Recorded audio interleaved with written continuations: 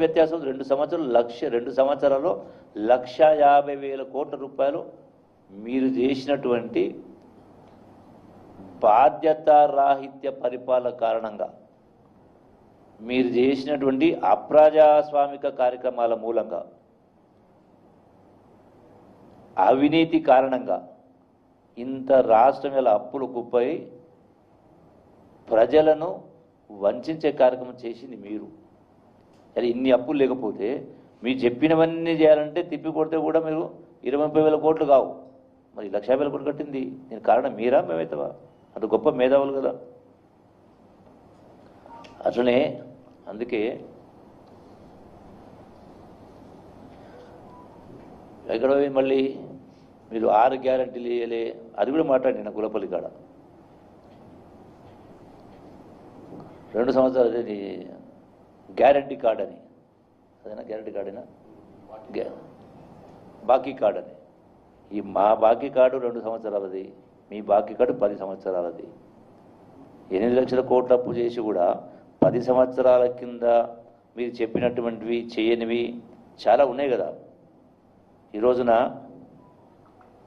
ఒకటి అడుగుతా, అంత గొప్పగా నేను చేసిన అంటున్నాడు కానీ, ఒకటి గౌరవ హరీష్ రావు గారు మాజీ ఇరిగేషన్ శాఖ మంత్రులు, కల్వకుర్తి ప్రాజెక్టులో 3 ప్యాకేజెస్ ఉన్నాయి, 3-4 ఉన్నాయి. దాంట్లో ప్యాకేజ్ 29 1,60,000 ఎకరాలు.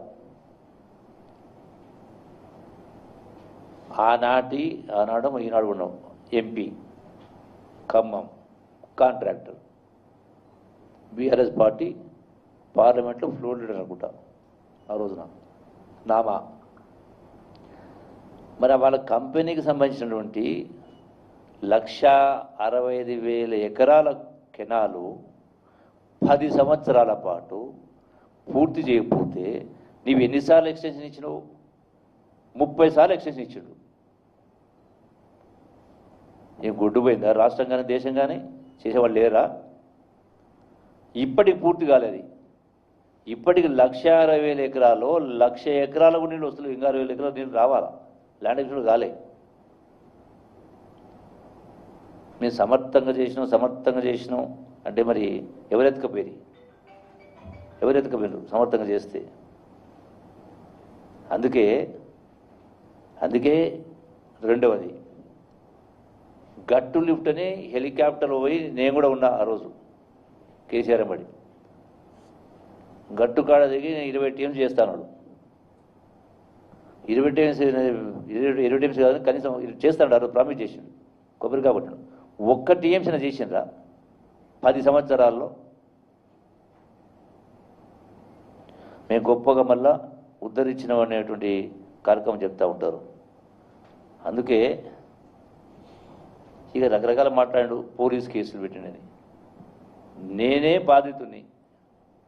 రాష్ట్రంలో ఎన్ని చోట్ల ఎంతమంది పైన అక్రమ కేసులు పెట్టి హరాస్మెంట్ చేసిన సందర్భాలు మర్చిపోయినావా? ఆయన ఇప్పటికి కూడా ఎవరిని కూడా మిమ్మల్ని అరెస్ట్ చేయలే కదా. ఎన్నో ఉంటాయి కదా. అంటే ఆ కక్ష సాధింపు కార్యక్రమాలు ఈ ప్రభుత్వం చేస్తలేదు, జరగలేదు.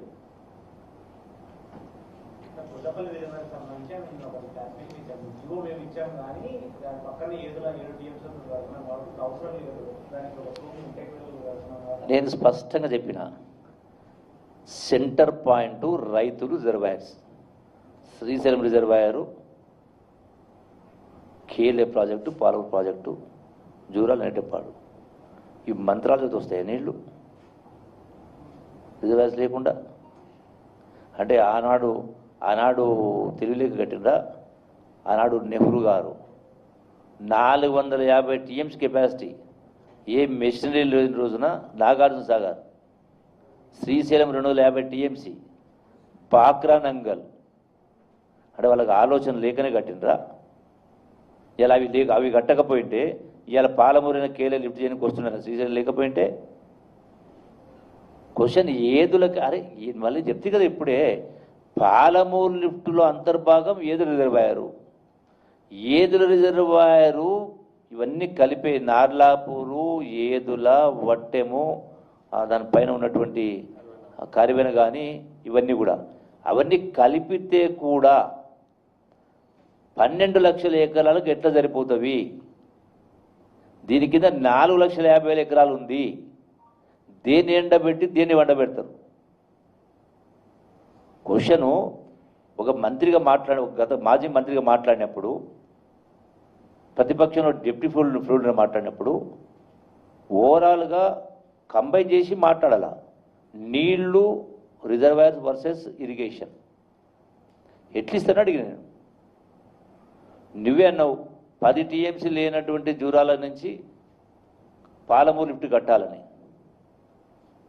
నీళ్ళు అక్కడ మనం మొత్తం టోటల్గా మన రాష్ట్ర పరిధిలో ఉంది. జూరాల స్టార్టింగ్ పాయింట్ వచ్చినట్టు ఎత్తిపోస్తే రాయలసీమ వాళ్ళు 9 టీఎంసీ చేస్తున్నారు కదా.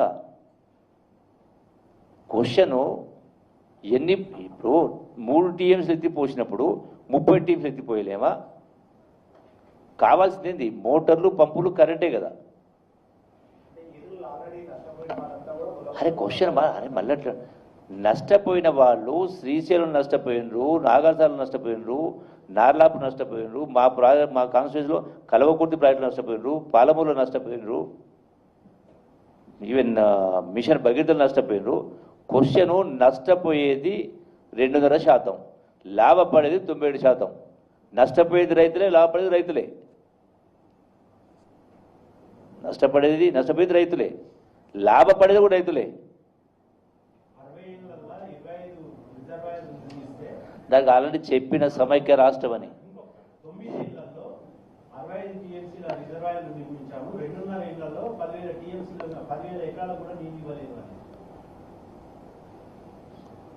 క్వశ్చను మొత్తం రాష్ట్రాన్ని యూనిట్కి తీసుకుంటే ఎన్ని ఇచ్చిండ్రు?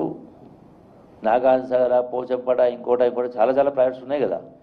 దీనికి సంబంధించి లెక్క చెప్పిన ఇప్పుడే కల్వకుర్తి, భీమా, నెట్టెంపాడు, కోయిల్సాపేట కలిపి వైఎస్ రాజశేఖర ప్రభుత్వం ఖర్చు పెట్టింది సుమారుగా 8,300 కోట్లు.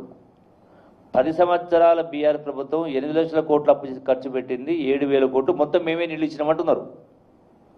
25,000 కోట్లు ఖర్చు పెట్టి 1 ఎకరానికి కూడా ఇవ్వలేదు కదా. పాలమూరు ప్రాజెక్టులో 1 ఎకరాకు కూడా ఇవ్వలేదు కదా, ఇవ్వలేరు. ఎందుకంటే దానికి ఖర్చు అయ్యేది 78,000 కోట్లు, ఖర్చు పెట్టి 20,000 కోట్లు. కెనాల్స్ కావాలి కదా. అందుకే వాళ్ళ మాటలకు పొంతన లేదు. అవసరం కొద్ది మాట్లాడితే కరెక్ట్ కాదు. అందుకే తెలివితో మాట్లాడడం గొప్ప కాదు, నిజాయితీగా మాట్లాడడం గొప్ప లెక్క. ఇంత స్పష్టంగా చెప్పినా కదా.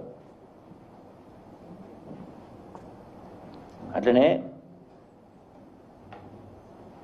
ఇప్పుడు ప్రతిపక్షాలు గొంతు నొక్కుతున్నారు, ప్రతిపక్షాలు గొంతు నొక్కుతున్నాయి.